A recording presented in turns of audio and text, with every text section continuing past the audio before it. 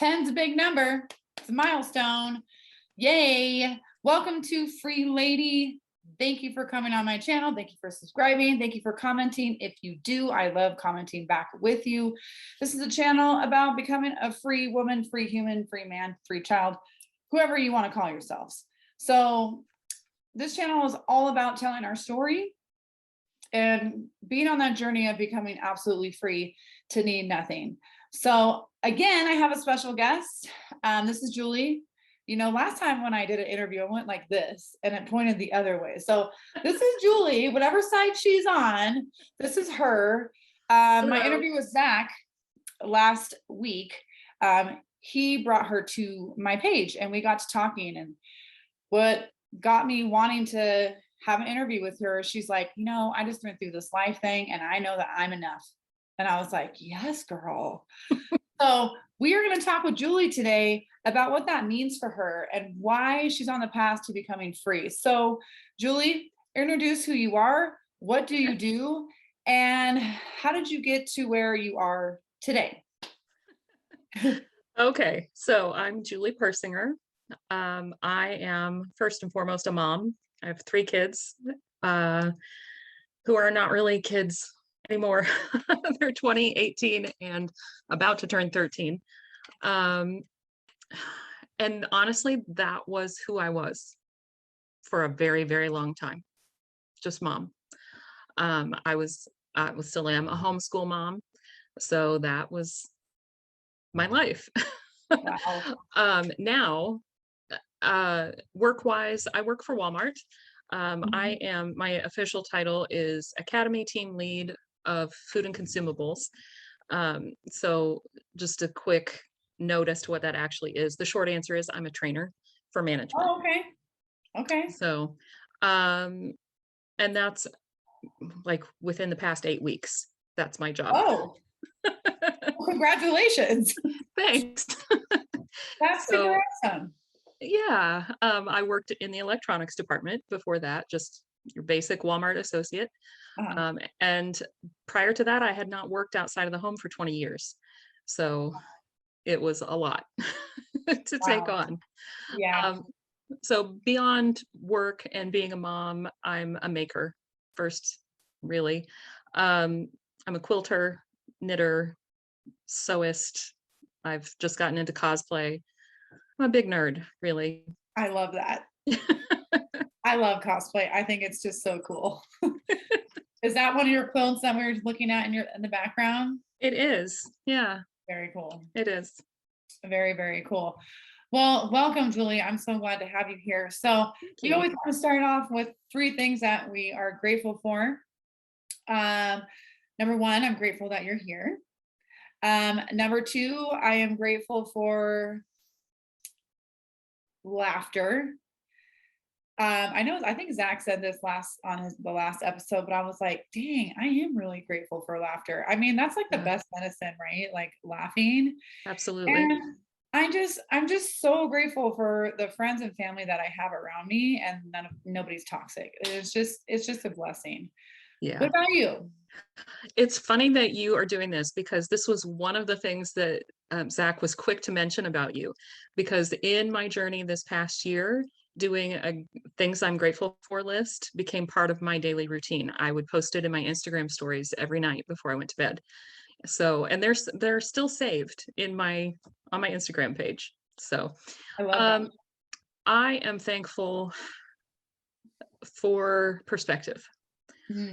I've had a lot of that this past year. A whole lot. I'm thankful for healing, physical, emotional, mental. Oh, that's so good. I feel that with you right now. Yeah. So in a moment, I'll tell you why. I'll come back to that. And then my third thing is I'm thankful. I'm going to be thankful for freedom. Ooh, it's a big deal. Yes. So this is why I want to talk to you about, you know, what's your story like? And you don't have to go back into your childhood, but it seems like you went through a lot recently. So what is that story? And when did you realize that you had to let go of whatever that was to be free to be on that journey for yourself and know that I'm enough, girl. That you're enough. So let us tell us that story. Okay, so in some ways, there's some aspect of it that does go back to childhood.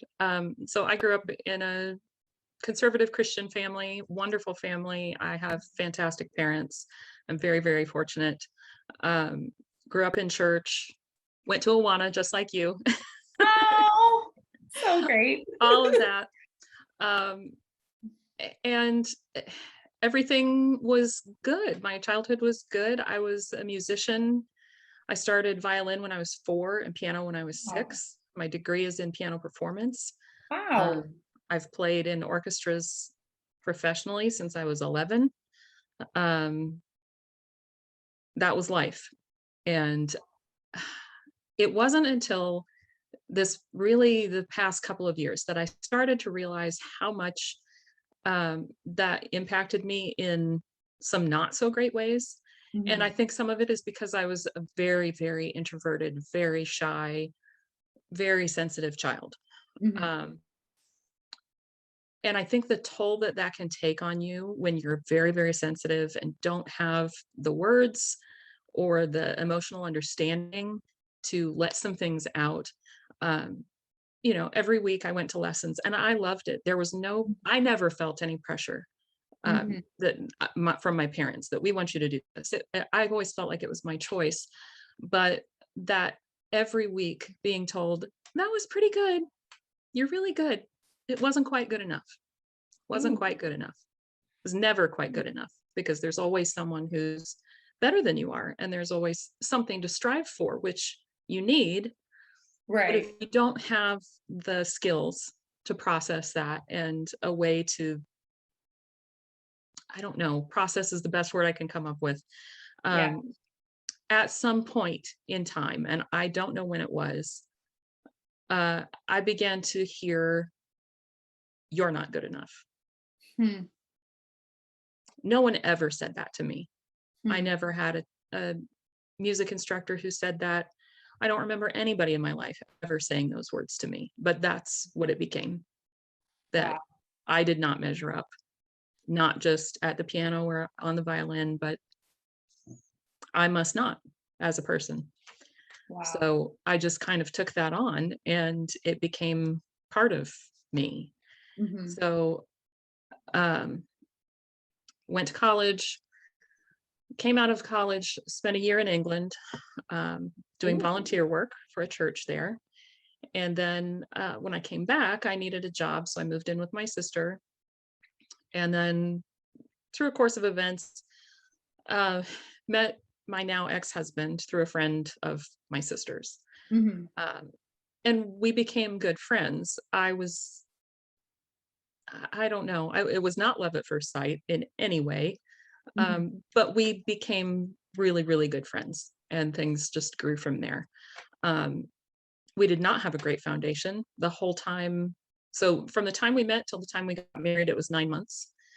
I lived in Wow. Illinois. He lived in Nashville the entire time. We did not live in the same state, let alone the same town until we were married. Wow.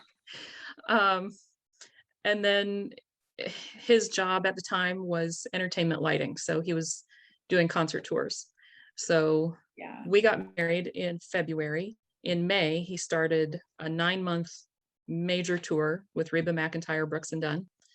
And their routine was to be out for 2 weeks, home for 24 hours. So just married, Woo. new state, knew no one. This was, the internet was around, and if we had email, AOL Instant Messenger back in the day, but Yeah. nobody had smartphones or Google Maps or anything like that. So I was trying to figure out everything on my own because he was gone. And I Wow. felt like I could never say anything about how hard that was because I expected people to say, well, you knew that's what you were getting into. And do you So, feel like because you were taking what you built around yourself that I'm not good enough, you were bringing that into your relationship and now you're by yourself? And maybe that had chains around you where you didn't know how to speak up, because if you didn't feel like you were good enough, how are you going to speak up? So did you feel like Right. that within? Looking back, yes. At the time, I could not have expressed that, Right. but looking back, yes, definitely. My ex-husband, I mean, to be fair, there's no, we're very amicable Mhm. now, and there was no abuse. There was nothing like that. Um, but he's extremely opinionated. He's a very black and white person, and Mhm. I'm a very gray. I can, for better or worse, I can see both sides of most situations. I I might have an appreciate the opinion. grace. I appreciate Gray. I might have a strong opinion about what I think is right, but I just am able to see both sides. So Yeah, that's beautiful. um I never felt like I could really speak up with him Mhm. because he always had a stronger opinion. Um so anyway, his job kept him away the majority of the time throughout our marriage. And there were times that it wasn't quite that way. He Oh, did get off the road once we had kids, from touring, and then started his own business. And that eventually took him on the road again, just in a different capacity. So wow. we lived in Nashville from 1998 until 2018. Mhm. And then we moved here to Missouri at the end of 2018. This is where my ex is from originally. Okay. And we never thought we would move back here, but his parents are here. His dad had dementia. He just passed away a few months ago. Oh, I'm so Um, sorry to hear that. but he had dementia and was starting to really go downhill, and we wanted to be here to Mhm. be able to help as needed.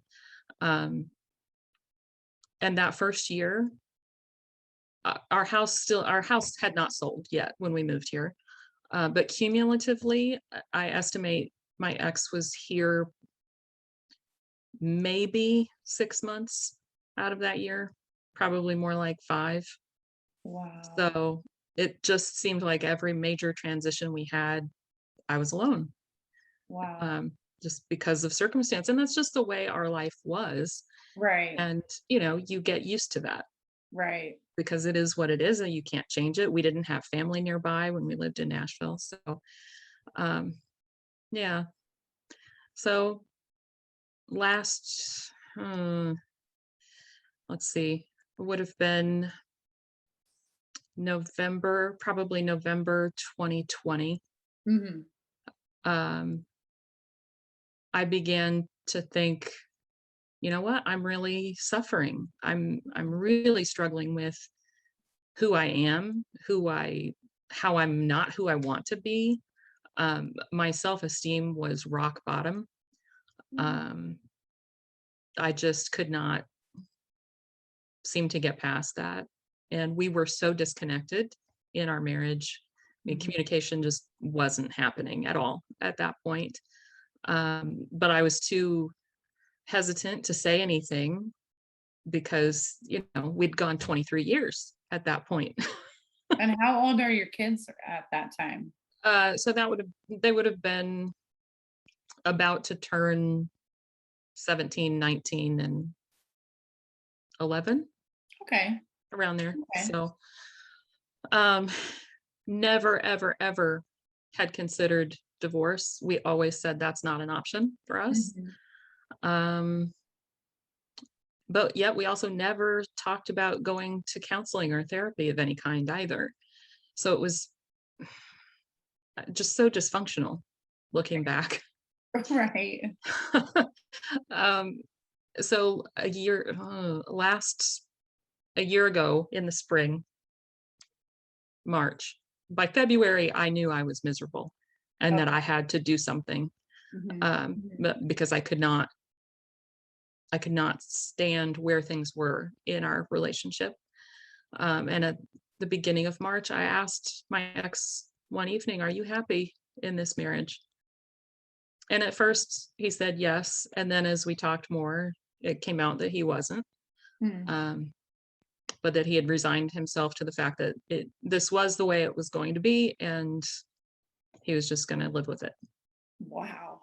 So as we talked, um, I never said I want a divorce. I want this to be over. Not at that point. Um, and we basically agreed that if we both felt that way, and if we didn't see any way around it, Mhm. then why would we stay together to be Right. miserable? Because I did not feel comfortable with the whole concept of, well, we need to stay together for the kids because they weren't little anymore. Right. Exactly. They understand. Yeah. They see it. So, right. Yeah. Um, and so we ended up, I agreed at his suggestion, I agreed to go to 3 months of counseling, and we went both together and individually. Um, but I think I always knew Mhm. in my heart that it was over. And I realized that I never knew where my limit was until I hit it. And when I hit it, I slammed into it like a brick wall and there was Right. no going back. Um, I think if we had taken those measures to get help years ago, then Right. maybe things could have been repaired. Mhm. Um, Mhm. but I knew that I could not go back to the way Yeah. things were. So at that point, I said, I'm done. I felt like I kept saying I'm done and he was Mhm. not listening. And we talked about that in a session one day, that you're not hearing me. I'm telling you I'm done. I cannot do this anymore. And I want this to be over. And it was not what he wanted. And the whole time he did not want our kids to know until we knew for Oh, sure that okay. if we were going to get divorced. So that was extremely difficult for me because I was so close to them. Right. Um, I felt like I was keeping this huge, huge thing from them, and I wanted them to be as prepared as you can be to get that Absolutely. news about your parents. Absolutely. So that was really difficult to keep that from them. Yeah. And when we did tell them, I don't think the older two were terribly surprised, Uh-huh. because they were old enough. They had seen things and heard things, and they're not dumb. Yeah. They really So aren't. They they're really not. aren't. Yeah, they're really not. They're not. And the youngest, I felt bad for her because she doesn't have friends. She hasn't seen friends go through this process. Oh, interesting. So, I didn't know how much she knew about divorce, or, if she was going to have a lot of questions. So yeah, but we went through the process. The one thing that I'm very thankful for, especially since my ex did not want to be divorced, he did agree that we would, to the best of our ability, we would negotiate everything between us Mhm. first, that we would try the best that we could to come to our settlement together Right. before we talked to a lawyer. And we were able to do that. So by the Wow. time we filed the papers, we were in total agreement on everything, and it went very quickly. That's So, great because that does not happen all the time. no, I think papers were filed October 1st and the divorce was final November like 19th, around there. Wow. So it was very fast once it was done. But I had moved out at the end of last July. So Mhm. it's been just over a year since I've been out of the house. So that's how I've ended up where I am. Yeah, yeah. And I'm sure like when you talk about that, you weren't able to talk with your children. I mean, my coach talks about this all the time, how he is so transparent with his kids from when they are little. He doesn't hide Yeah. anything from his family and his kids. And it actually has created such a beautiful dynamic, in that family, because my family was not like that. We did not Right. tell each other like everything. My mom did not open up to everything that she was going through. And, which made me find out things later. And I'm like, dang, if she just would have told us, Right. especially when she had a hysterectomy like in her 30s and Oh, her doctor wow. prescribed her like not the right medication. She went crazy. And I think if she just said like, hey, this is happening to my body right now, and these are the side effects that I'm going to go through, and let me be there for you, and I think as kids you understand that, because when you see it, you're understanding it. And you saying that you're close with your kids, I mean, that is so amazing. And I'm sure that was so hard for you. Did your kids, like, were they mad at you for not saying anything because of how close you were? Or did they understand and they're like, okay, but from here on out, we don't have to like hide anything from each other? I don't know if they were mad at all. They didn't say it. Yeah. Um, I don't know.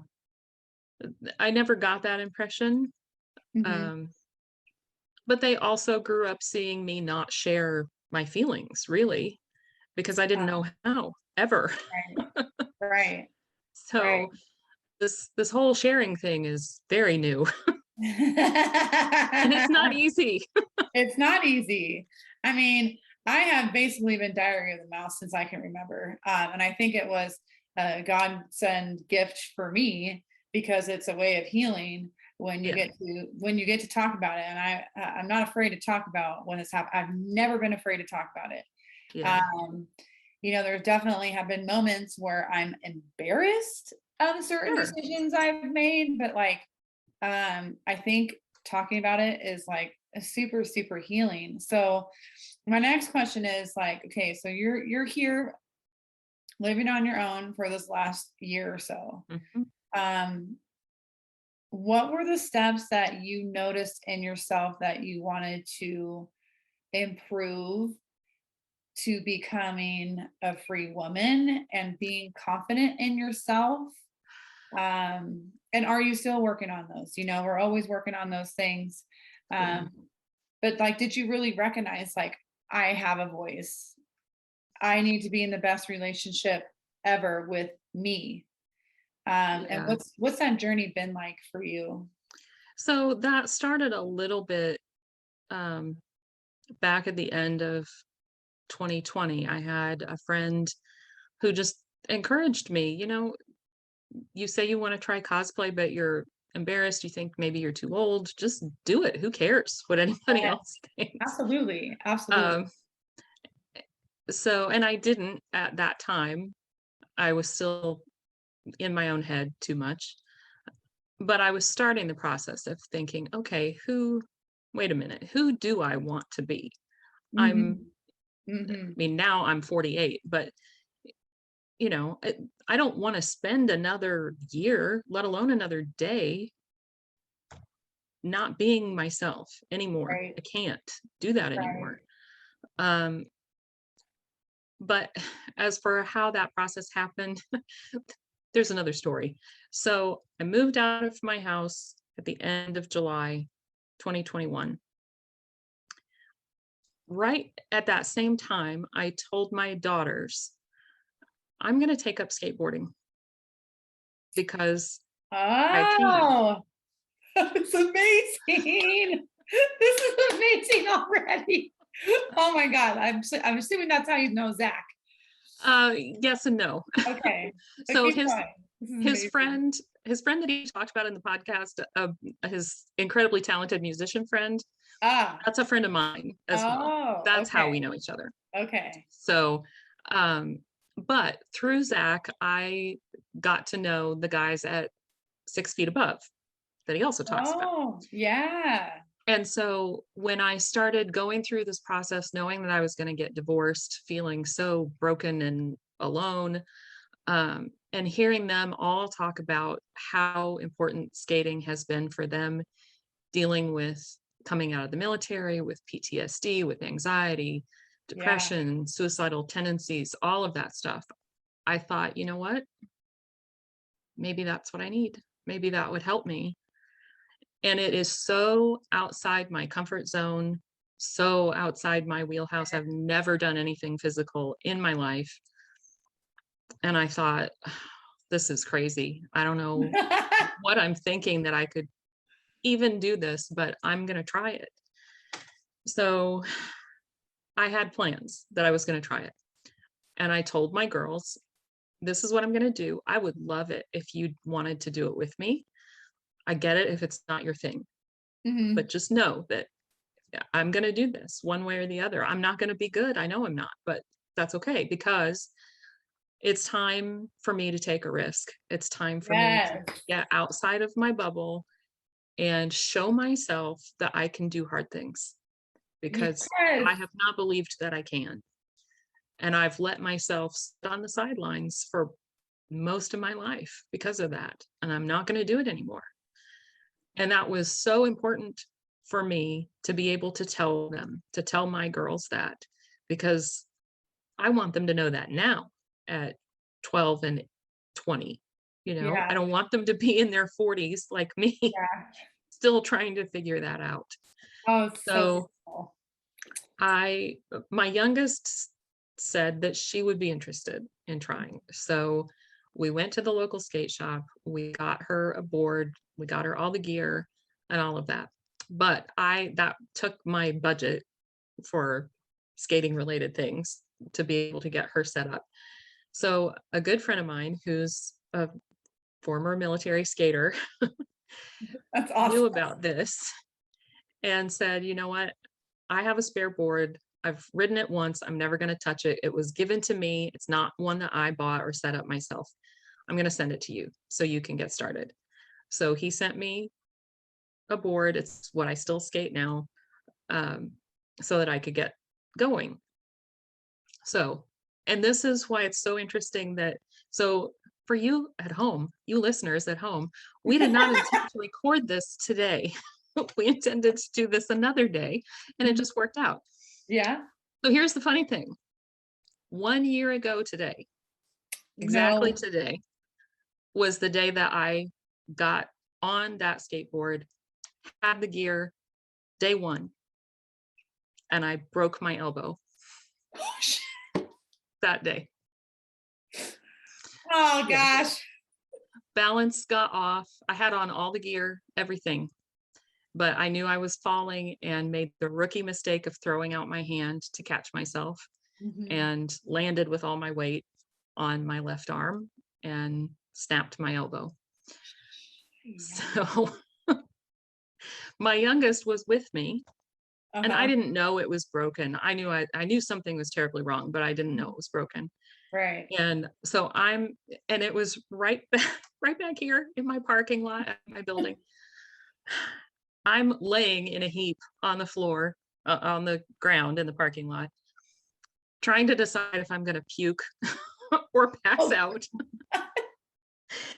And she comes over and looks down at me after about 15 minutes and says, you have to get back on, right? You can't quit. Oh my God, I love your daughter. I love her. So I did. I got back on, broken arm and all. We stayed out there probably another hour. Wow. And came back in and knew something was really wrong. But I kept telling myself, I'll take some Aleve. I'll put some ice on it. It'll be fine. It was not fine. So I had to have surgery 2 weeks later. Oh, wow. To Okay. put screws in. Oh my gosh. I had just been at my job for 6 weeks. So my insurance had not kicked in. Didn't kick in for 2 more weeks after that. And so everything, I'm like, this is supposed to be a great thing, and now it's a horrible thing. What am I supposed to do with this? Yeah. And so I was stuck because I couldn't go to work. That first week before I had surgery, I couldn't go to work. And then they sent me to work for a week with a sling. Then I had surgery, and then all hell broke loose. It was awful. The worst time I've ever gone through. Worse than the divorce in a different way. Because I was completely alone. I had nobody here. I had no one to call locally if I needed help. And I do think there was some aspect of just, oh my gosh, your body. Oh no. She is frozen. I'm going to pause this until she comes back on. So just hold on, folks.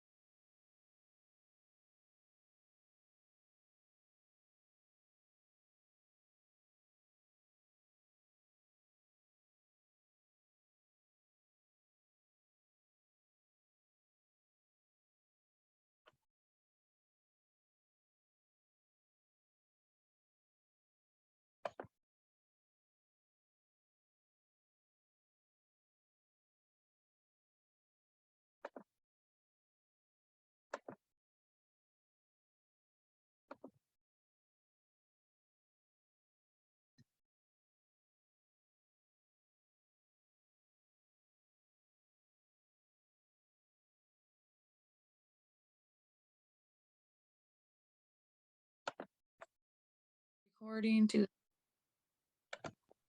Okay, guys, we're back. Sorry for the delay. I don't know what my computer is doing. So we're just gonna record this from my phone. So hopefully everyone can hear me okay. I hope everyone can hear me okay. I'm sure it's fine. It should be. Anyways, you were just getting into, after you started skateboarding your first time, broke your elbow, and then you went into this really, really dark place. So I did. the floor is yours. So, yeah, I had surgery and had to stay home from work for, I don't know, a week, 10 days, something like that. And my parents had come to be with me when I had surgery, and they stayed for a little while. And of course, then they needed to go home. So I was alone, one-armed, trying to just cope in everyday life. And mentally, I think there is something to be said for just our bodies trying to process out anesthesia and narcotics and Yeah. all of that stuff. And I think it did mess with me to some degree. Yeah. Even though it was just a short surgery, and it just does. So I had that, plus I was only a few, like 6 weeks, yeah, I don't know, like 4 weeks out from having moved out of my house, leaving everything I've ever known in my adult life. Started a job that I didn't want because let's be honest, nobody's dying to go work at Walmart. They're just not. Today, I'm very thankful for that job because of where it's brought me now. But at the time, there was a lot of shame involved with that. It felt like I couldn't get anything better than that. So it was the work stuff, knowing that I didn't have insurance. How was I going to ever pay for this, making $12 an hour? Right. How was I going to survive? How was I going to live away from my kids for the first time? All of those things. And when it's not like I was completely incapacitated. That's overly dramatic, but it felt that way. Sure. Absolutely. And you lay there with nothing but time to think, and that's not good. Yeah. Yeah. And there was so much emotion still that I hadn't had time to process from the divorce and moving out and being separated from the kids. And then with the physical side of things, the pain management was difficult. I had to go to physical therapy, trying to drive myself there and just cope with everything alone for the first time was such a challenge. And there was one night, and I didn't want to get emotional about this, but I can't help it. Okay. It was the first time in my life that I ever thought maybe it would be better if I just wasn't here. And I had no plans to do anything, because the first thought after that was I could never do that to my children. I just couldn't. So it scared me that I had the thought, because I'd never experienced that before. But I wasn't scared that I would act on it, because I knew I never would. But at that point, I thought, okay, I have to tell somebody this. But who do I tell? Because I couldn't at that point. I didn't feel like I could tell my family, my mom, my sister, people that I'm closest to, because they were already so worried. Oh, okay. I couldn't add that to their plate.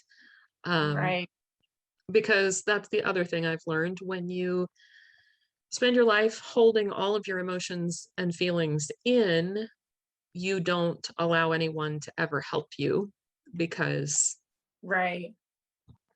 you don't want them to know that you need help. You don't want to admit to yourself that you need help. So why would you ever ask or tell anybody that I need help. I can't do this by myself. So, but I knew immediately who I needed to tell, and that was Logan, who's part of Thrash and Raid 6 Feet Above. We weren't close friends or anything. We had talked Right. some on just instant messaging. But I knew I could trust him with that, because I knew that he deals with that with some of the people that they work with through that organization. I knew it was not the first time he had heard that from somebody. Right. And I knew that he was a safe person to talk to. And he was. And he Absolutely. still is. He's amazing. Oh, So Logan, you're amazing. yes, yes. And he knows I've expressed my gratitude many, many times for the Yeah. part that he played. And the other guys as well. I don't know the other guys as well as I know him, but you know, some of them know my story and have consistently checked on me. Yeah.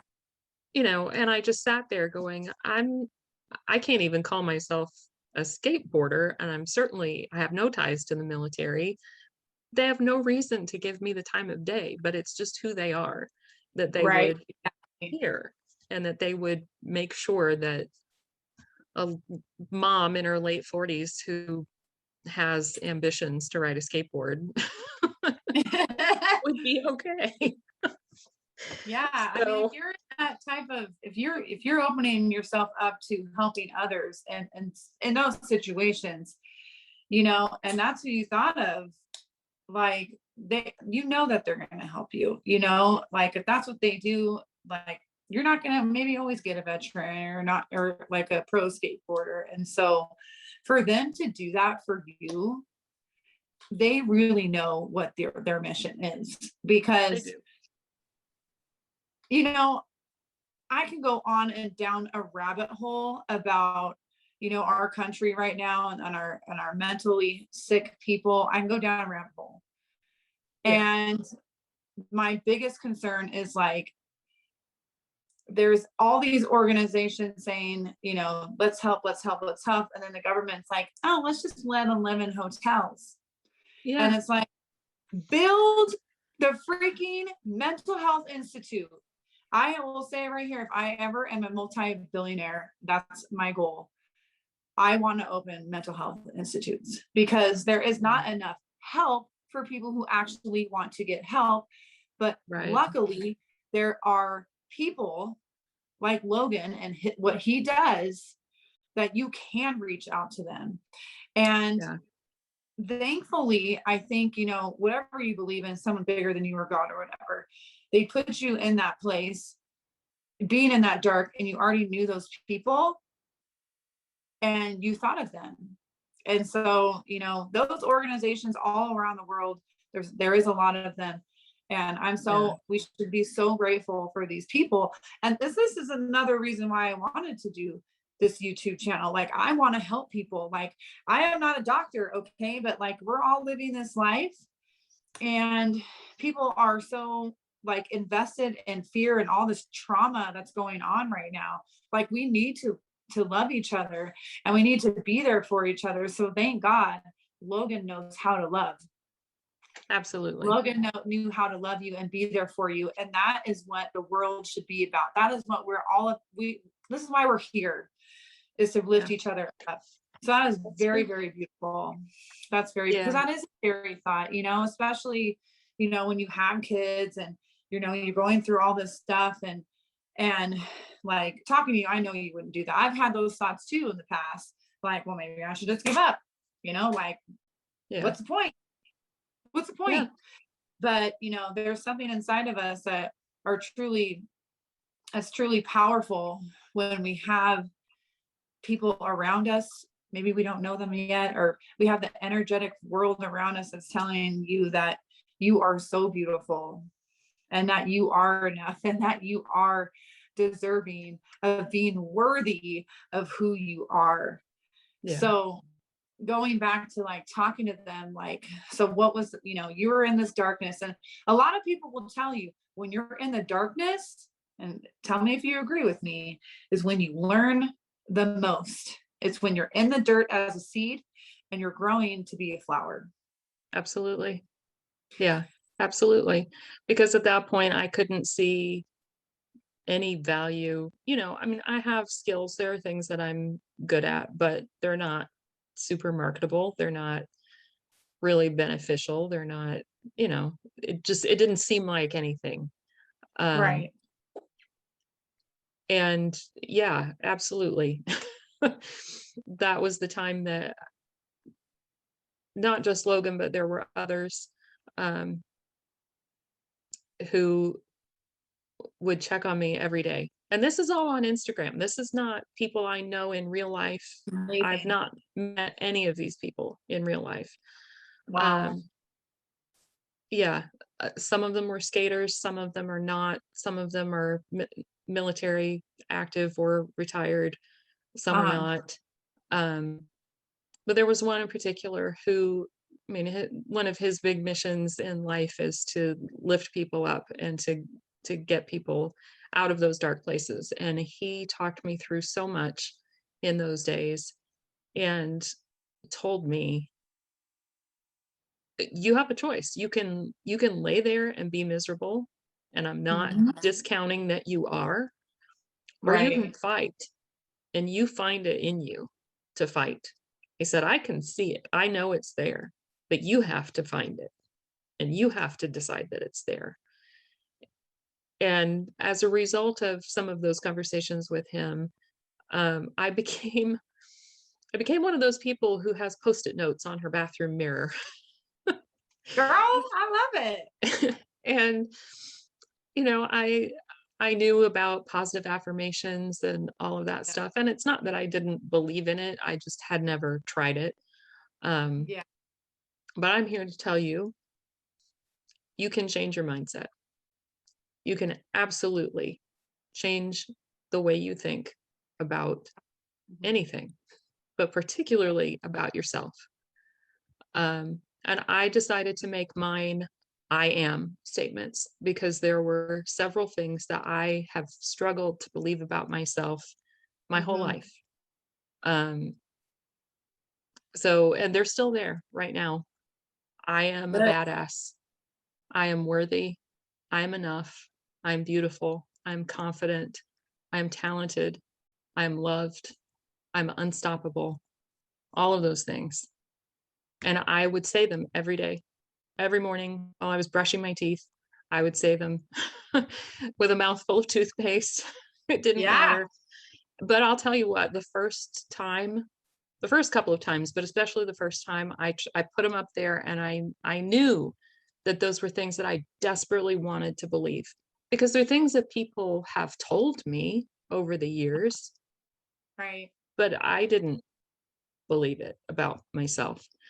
And the Right. first time I said those words, I sobbed my guts out. I could barely get those words out of my mouth, to the point where Wow. I actually had to look myself in the mirror and say, you are not leaving this bathroom until you say every one of those things. You have to Wow. say this to get this process started. You can't just read it, you have to say it out loud. Right.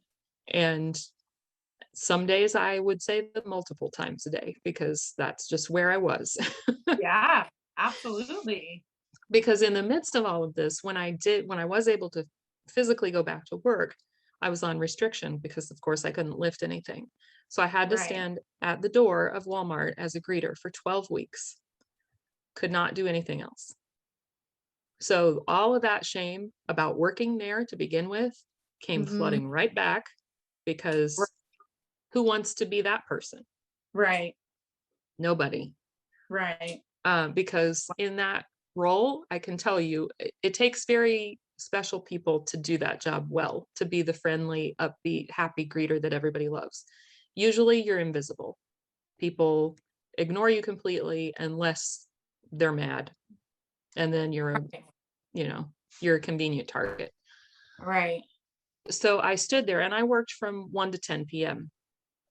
So I stood there by myself for Yeah. 9 hours you're not allowed to sit down. You're not allowed to have your phone or to be on your phone. You can't read, you're not supposed to have earbuds. You're standing there staring at the wall for 9 hours.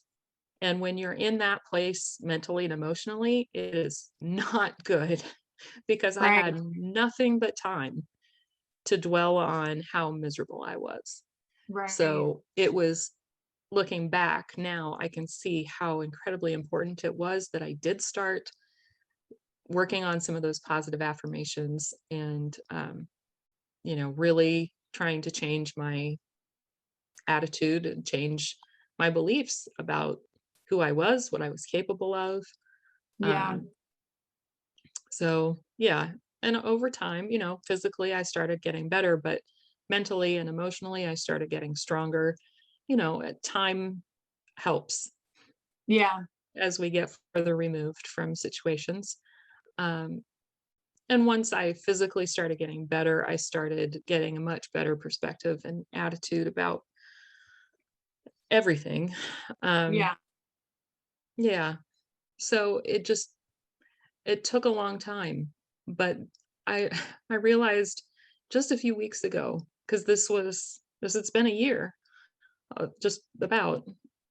I realized the other day I haven't been saying those affirmations that are on my Huh. mirror because I believe them now. Now I look at them and I'm like, of course I am. Of course I'm a badass. Of course I'm beautiful. Of course I'm worthy and I'm enough. All of those Heck things. yeah. That is incredible. It really That is is. incredible. Manifestation is so taken for granted. And I do the same thing. I don't know why I like using lipstick and writing it on mirrors. Like I think because it's like more there, Yeah. you know. And I go through different stages of my life where I have them on my mirror and I don't have them on my mirror, Hmm. because it's very interesting where you write these things because, I have a vision board right in front of me in my room that has my goals of every 90 days of Okay. my relationships, my business, my body, and my mind. And they change every 90 days. And it's really amazing when you accomplish these core four and you write down everything that you want to accomplish and you actually figure out like, if I want to accomplish this, what does that look like in a month? What does that look like in weeks? What does that look like in days? And it's amazing what you can accomplish and manifest. And when you get to those 90 days and you did all that, you're like, what else can I do? What Exactly. else can I manifest my life about? It is so simple. Like, this is what I've learned in my coaching group. And I was like, that is so simple. Like, it's stupid. Yeah.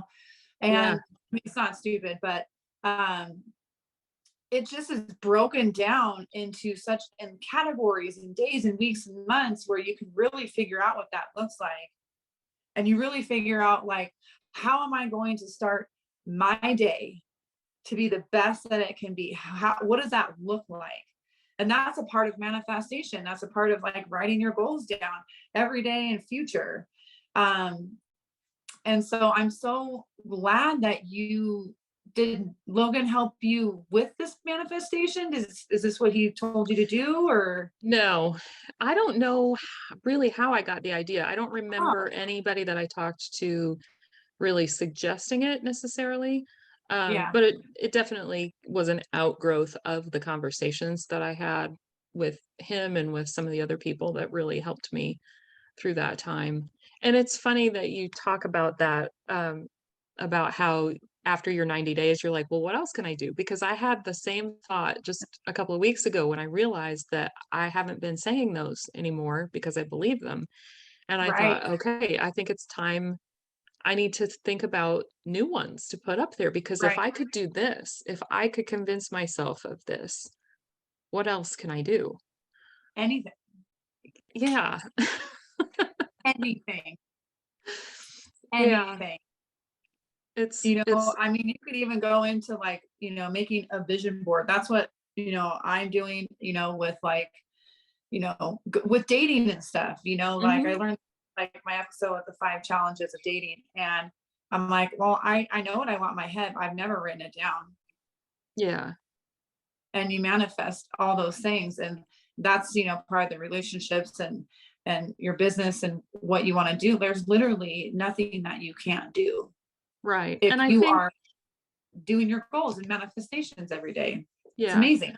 And I think we take some of that for granted. One thing that Right. has become so apparent to me in this process is when I hear people, because I heard it at work all the time, when people start saying, "I'm such an idiot. I'm so stupid. I'm a loser."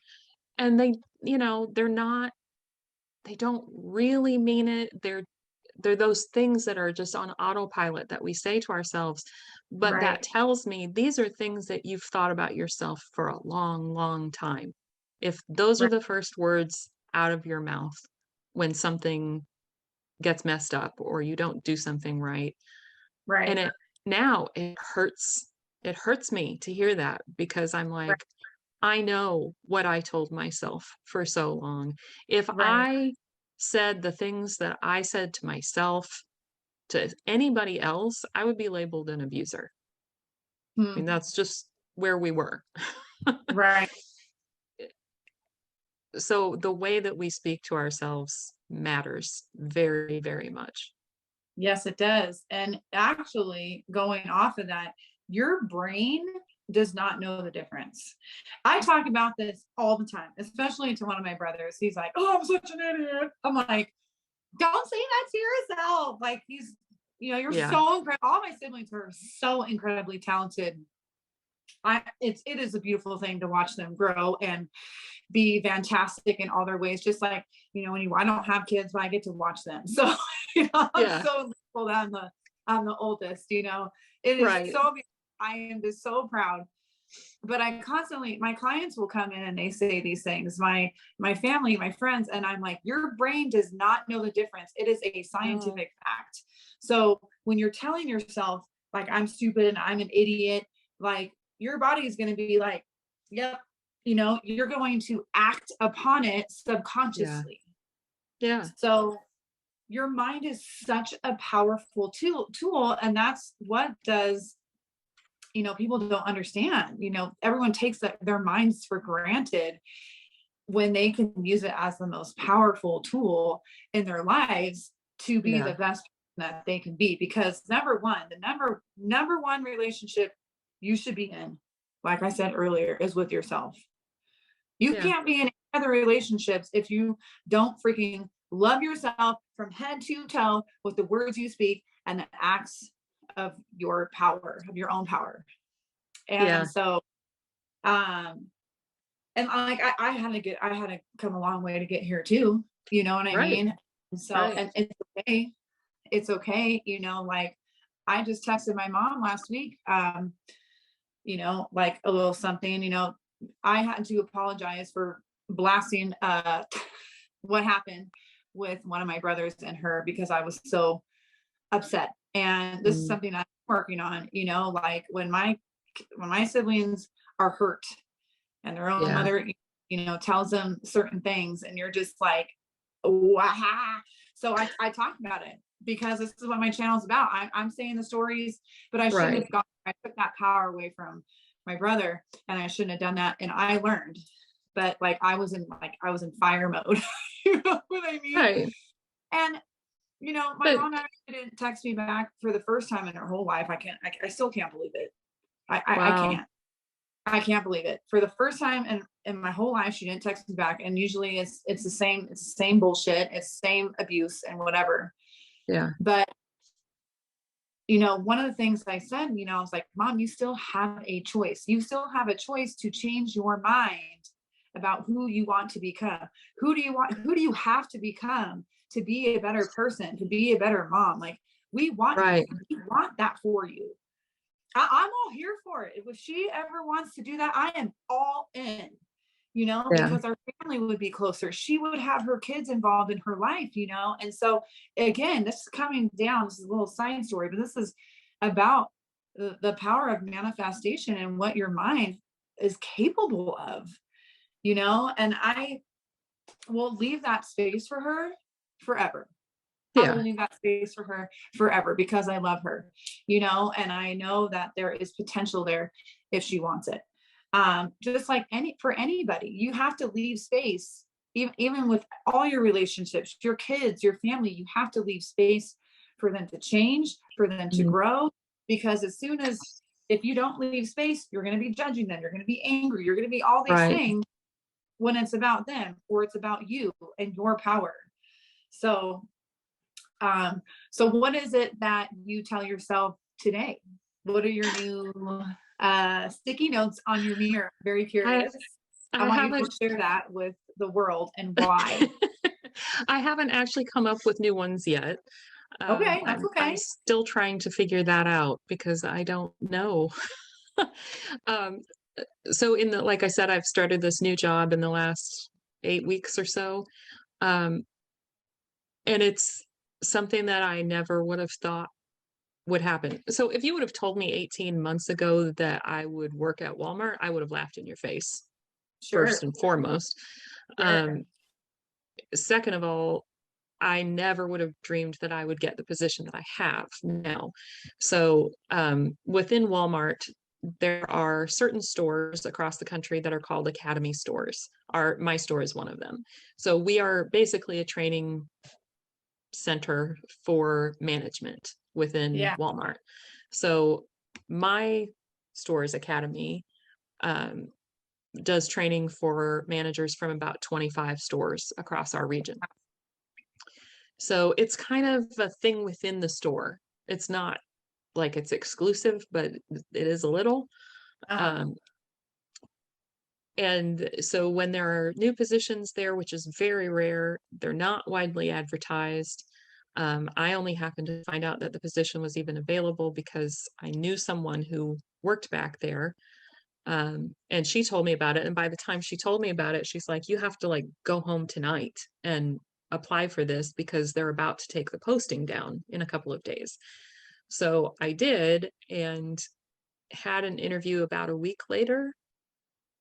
And I mean, the classes that I'm going to be teaching are on the bakery, deli, meat, and produce. I've never Uh-huh. worked in any of those departments ever. Uh-huh. So technically, I should not really be considered qualified to do this job. Yeah, but you can learn. So I went to the interview and we talked about that. They asked me point blank, where do you see yourself career-wise? And I said, Uh, I didn't know until this year that I was going to need a career. I have no idea where I'm going to end up or where I would want to end up because this was never something I thought I would have to do. Um, so I was just very, very honest with them. mhm. And we talked a lot about me homeschooling the kids because that does give you a unique perspective on teaching people in general. But when Sure. I've walked away from that interview, I got in the car and I said to myself, I just got that job. I know I have the job. They may talk to other people still, but I know that's my job. There's no question about it in my mind. Mhm. And since I've been back there, I still haven't taught a class yet. I've done some practice sessions that my Right. coworkers have observed because that's part of our process. My boss has told me last week, in fact, he came up to me and said, I just want you to know I believe wholeheartedly that you are exactly where you are supposed to be in this position. Oh, I think you were born for this. And I think that your potential is absolutely unlimited. I think you can go as far as you want to go, whether it's in this company or somewhere else. And wow.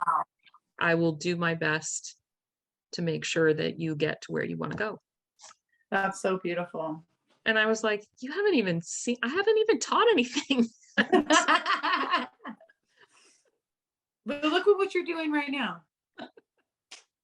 Look what you're doing right now. You do have a gift.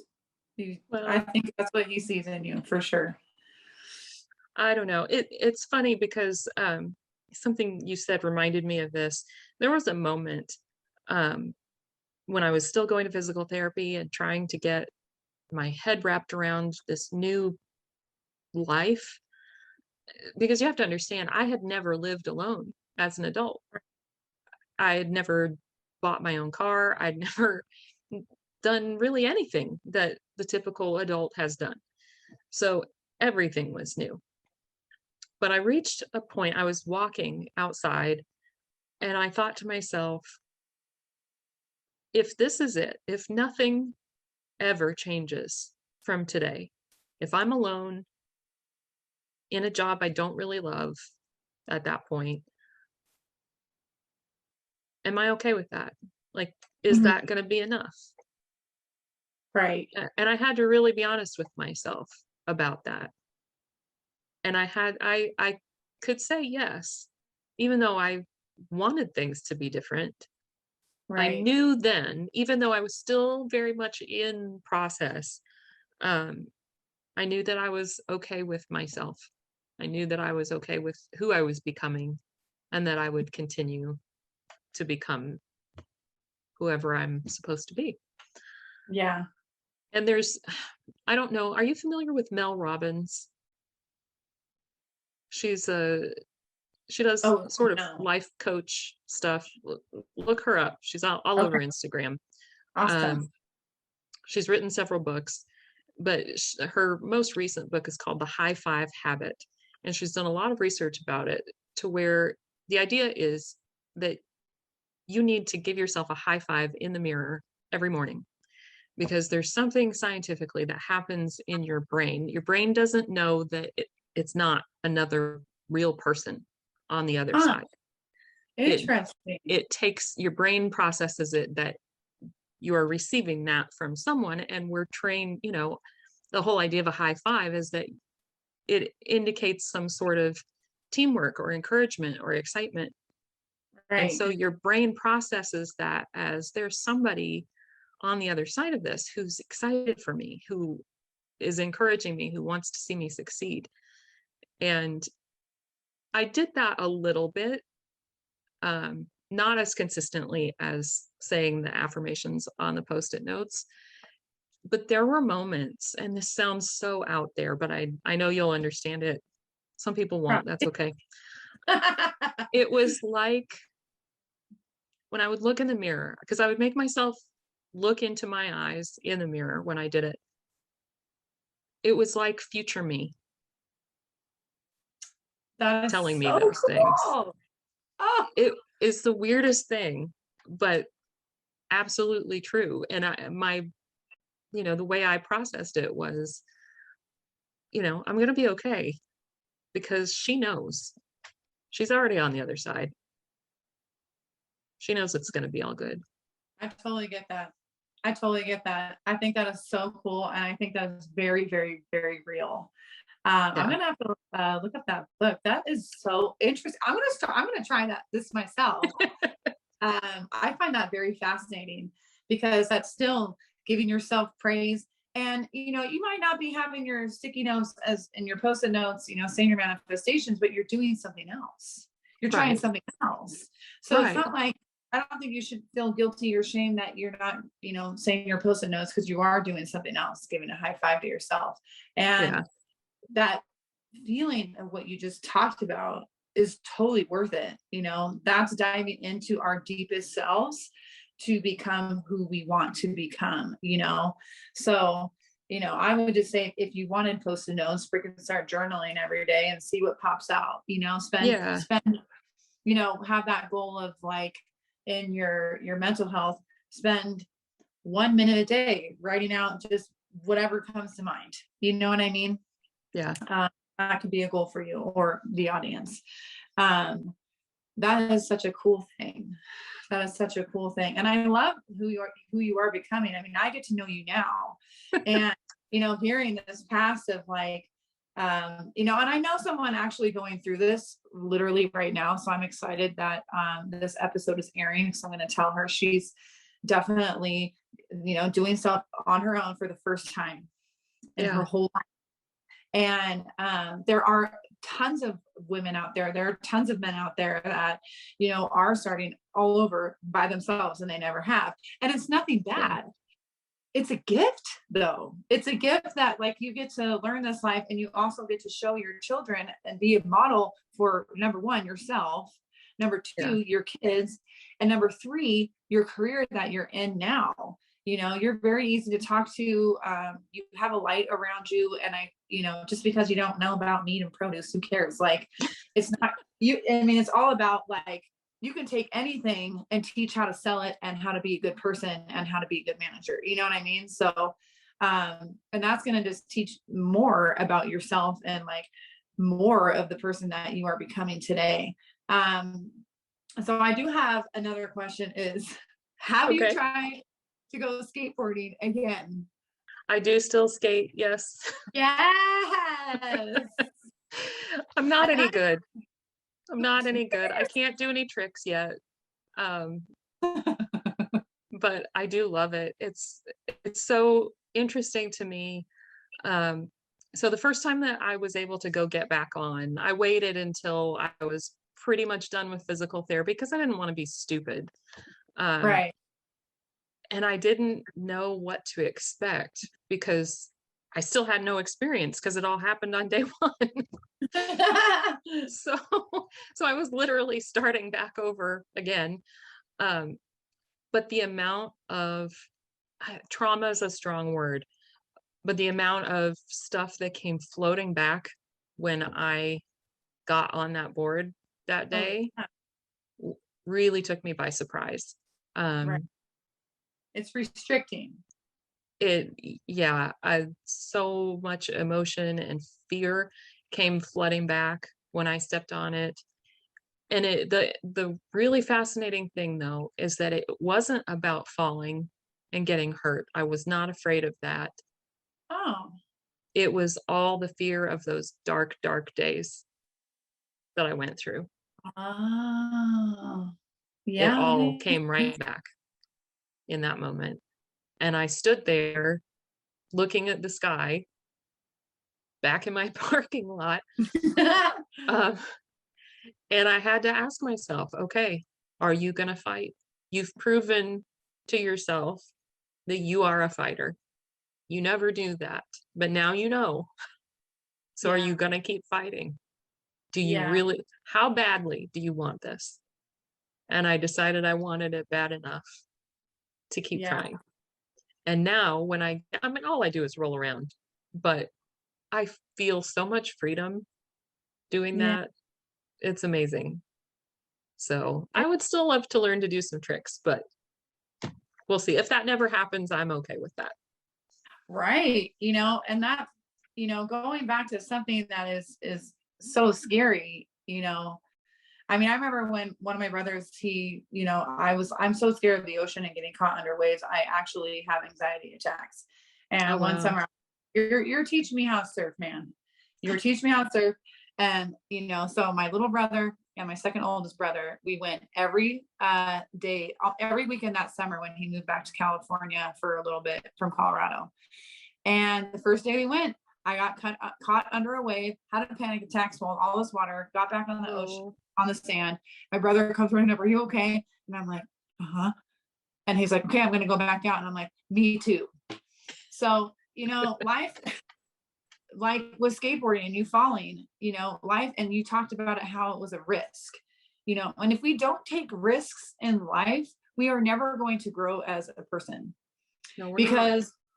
When you get to be like more successful in yourself and in your life, you have to take risks to get there, and you also have to do things that are scary.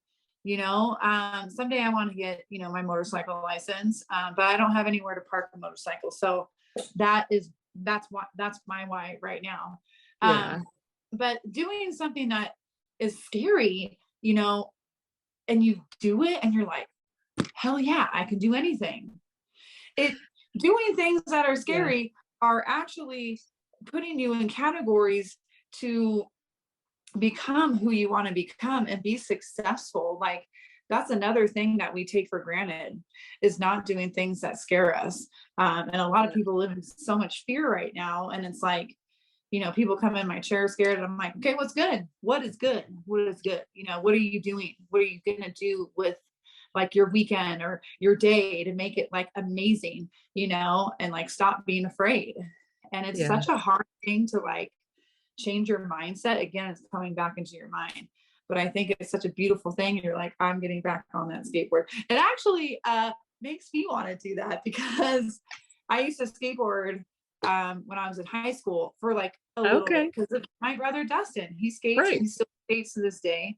Right. And I went down the sidewalk, freaking ate shit, fell all the way on my back. I still have a scar on my back from it. And I never touched a skateboard again. Yep. And so, and I've gotten on one and I'm like, that like, I get, trauma or like restriction, your body like tenses up because you're like, oh shit, am I going to eat shit and fall on my back again? Like, Yeah. So that's to actually inspire me. I might not be able to get a motorcycle right now, but maybe I should try skateboarding. Maybe you should. I don't know. Maybe Could I be pretty should. awesome. Yeah. I'm so inspired by you. Like Oh, right now, like this, it's incredible. So, oh, thank you. a skateboard is much cheaper than a motorcycle. So, It is. It is for sure. Yeah. But you're exactly right. I mean, I lived in fear from the youngest age I can remember. Like I was so attached to my mom when I was little. yeah. Um, and I remember being at school, in grade school, just crying, and the teachers didn't know what to do. And I was like, I need my mom. I just want to be with her. And there was just that lingering fear for no reason. Nothing had happened, nothing like that. But as you get older and you just tell yourself, well, that's for all those cool things, all those adventures, all of, that's for other people. That's not for me. I can't do Wow. that. Right. And Right. Right. you limit yourself and Right. shut down. And Right. I will not live that way anymore. Yes. Not going to do it. That is so amazing. That is so amazing. I'm so thankful for this story. I really think this is going to help a lot of people. I also think it's going to help you tremendously.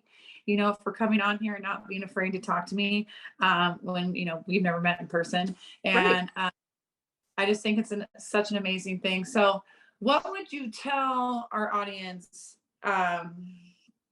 if they're feeling stuck, if they're feeling like I'm not good at anything. I can't do this and I can't do that. And they've never had the power of their power. Mm. What would you say to them?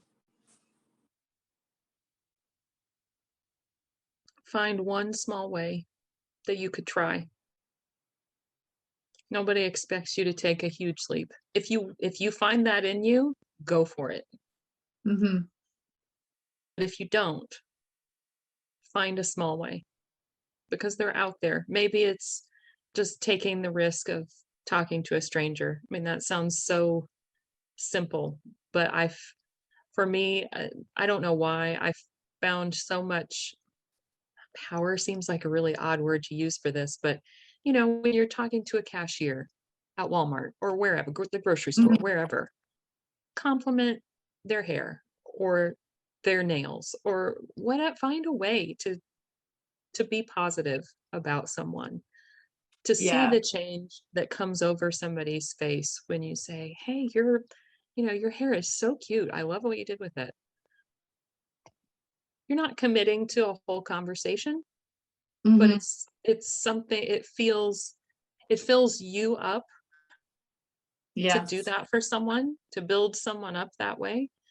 And Yes. the being able to see the look that will come over their face and how their demeanor changes means the world. Yeah. So I don't know why that example came up with what you asked for, but I think that's a small way some people can begin to take some risks and put themselves out there. But I don't know. The older I get, the more I think, you know what? None of us are guaranteed anything. I could be hit by a bus tomorrow. Mm-hmm. I could die in my sleep. You know, Mm-hmm. I Mm-hmm. don't know how much time I have left, and I do not want to waste any more days I did Yeah. enough of that. Yeah. So I may not have the resources to go on huge adventures, and that's okay. But I can have a pretty great life right here if I choose Hmm. to make it that way. Like getting into cosplay, that seems like such a simple, mundane thing, but it took so much nerve for me to be willing to let Right. myself try it. Absolutely. And once I did, so I took my kids to Kansas City in April for Planet Comic Con. And my son and I cosplayed together. So to have an 18-year-old boy who is willing to cosplay with his mom is So pretty cool. awesome. So cool. That's so cool. And we had so much fun. And, just going to an event like that is fun if you're into that sort of thing. But just seeing the looks on people's faces as we walked by, whether they talked to us or not, it just made my heart happy to walk into a place like that and see thousands of people dressed up, Heck all yeah. living our nerdy best lives together. And I literally walked onto the show floor and said out loud, I found my people. Heck I yeah. don't know any of them, I but love these are that. my people. I get it. So there are, whatever your thing is, if you're hesitant to try, if you don't feel like you are good enough, that you have the skill, you just have to take that little leap. Absolutely. I totally agree with you. I think hating on yourself and hating actually takes so much more energy than you know. So Yeah. giving the act of love and kindness actually helps you be open to receive that love and kindness back. You don't want to Yeah. expect it, but saying that love to somebody is actually opening yourself to receive. You're like, that made me feel good. I love And you that. I think start that's a feeling, really yeah, good way to explain it. absolutely. Like hatred is a disease, it makes us sick. And it takes, again, so much energy when you give love. It doesn't take energy at all. And then your cup gets getting filled. And then you grow more confidence to take more baby steps of trying something that you've never done before, just like getting into cosplay, which I think, by the way, is so freaking cool. I love dressing up. Why Halloween's my favorite. Halloween's my favorite. And just like getting out of your box, because yes, we can get hit by a bus tomorrow. You just don't know. So you have to think about, like, if I died tomorrow, am I going to regret anything that I haven't done? Right. Right. And so, for those out there, journal what the things that you want to do, and who do you have to be, who do you have to become to accomplish those little baby steps, to accomplish, to say, hey, you were beautiful to somebody else. I think that is such a thing. I think that's great advice that you gave. And I think when you that start small, they turn into bigger things. Yeah, for sure. I think that going along with that, we hold on to so much. We hold on to so many of those words from the past that we believe about ourselves, or that we've been told about ourselves. Absolutely.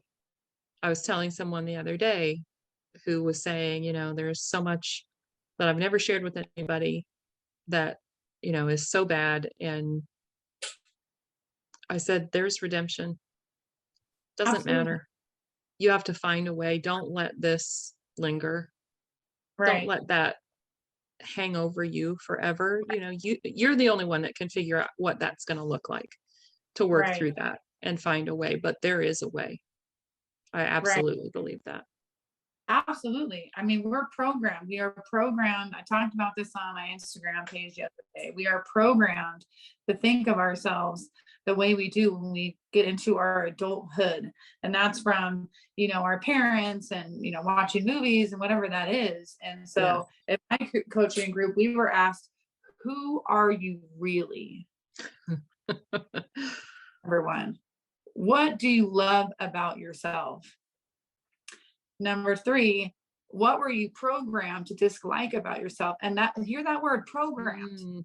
That means you have the ability to change that program, to unbreak from those change, ugh, ugh, tongue-tied chains, you can break free yourself. You Yeah. have the power. And so, once you realize that, you are capable of doing anything. So, And that's that was where you one, are, girl.